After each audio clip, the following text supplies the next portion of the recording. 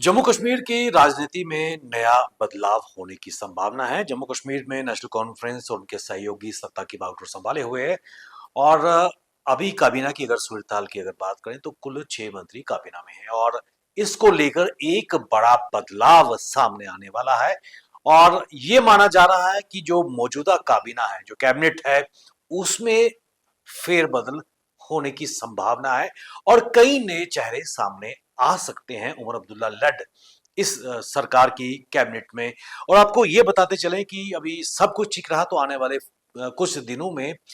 बड़ा फेरबदल जम्मू कश्मीर की सियासत में उमर अब्दुल्ला की काबीना में हो सकता है। आपको बताते चलें कि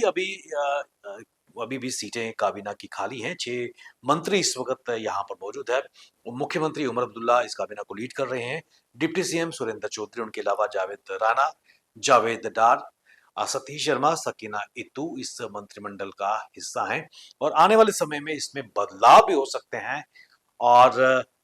एक आध मंत्री भी ड्रॉप हो सकता है, ऐसे संकेत मिलते हुए नजर आ रहे हैं। नेशनल कॉन्फ्रेंस और उनके खासकर सूत्रों के हवाले से अगर बात करें तो कई प्रोबेबिलिटीज हैं जो इस वक्त उन पर जीरो इन हो चुका है। कुछ चेहरे हैं, कुछ एमएलएज हैं जो मंत्रिमंडल में अपनी जगह बना सकते हैं। आपको बताते चले कि जम्मू कश्मीर के मुख्यमंत्री उमर अब्दुल्ला के मुख्य एडवाइजर तनवीर सादिक की अगर बात करें तो वो भी इस मंत्रिमंडल का चेहरा बन सकते हैं क्योंकि काफी देर से चीफ स्पोक्स पर्सन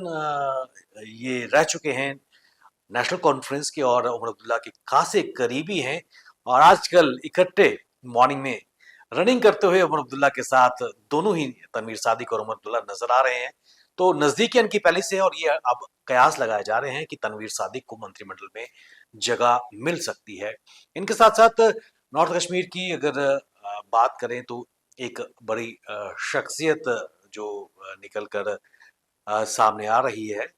पूर्व आईएएस अधिकारी पीरजादा फारूक शाह की अगर बात करें जो फॉर्मर ब्यूरोक्रेट रह चुके हैं।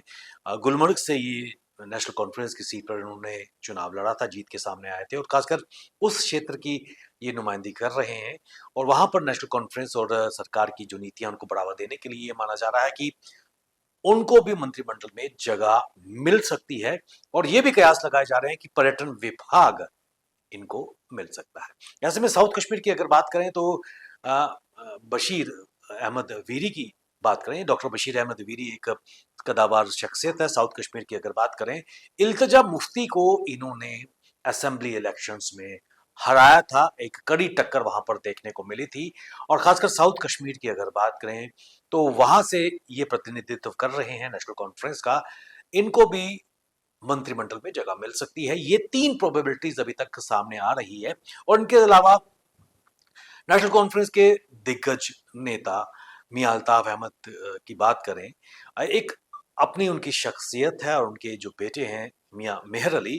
क्योंकि गुज्जर समुदाय की ये अक्कासी रिप्रेजेंटेटिव करते आए हुए हैं और एक बहुत बड़ा गुज्जर वोट बैंक है जो नेशनल कॉन्फ्रेंस को जिन्होंने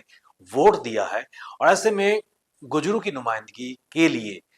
मियां मेहर अली का नाम भी इस लिस्ट में शामिल हो सकता है। तो लगातार ये कयास, ये 4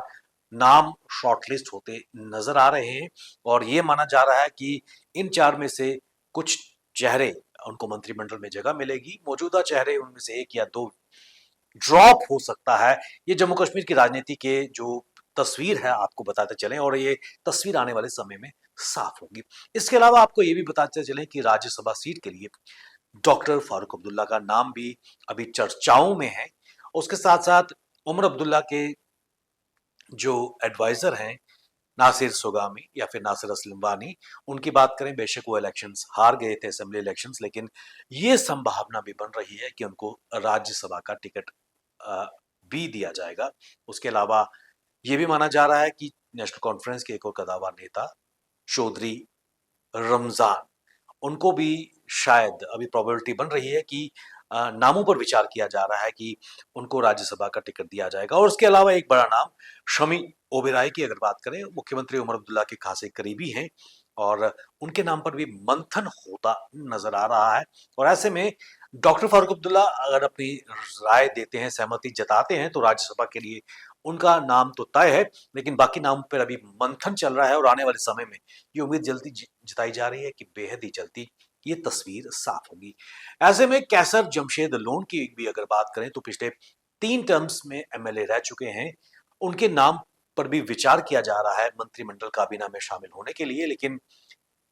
नेशनल कॉन्फ्रेंस के जो एडवाइजर हैं, उमर अब्दुल्ला के जो एडवाइजर हैं, नासिर सोगामी, उनकी सहमति नहीं बन रही है कैसर जमशेद लोन के नाम पर और ये मंथन चल रहा है कि क्या उनका नाम भी ज़ीरो इन हो सकता है। लेकिन आने वाले समय में आपको ये बताते चलें कि कांग्रेस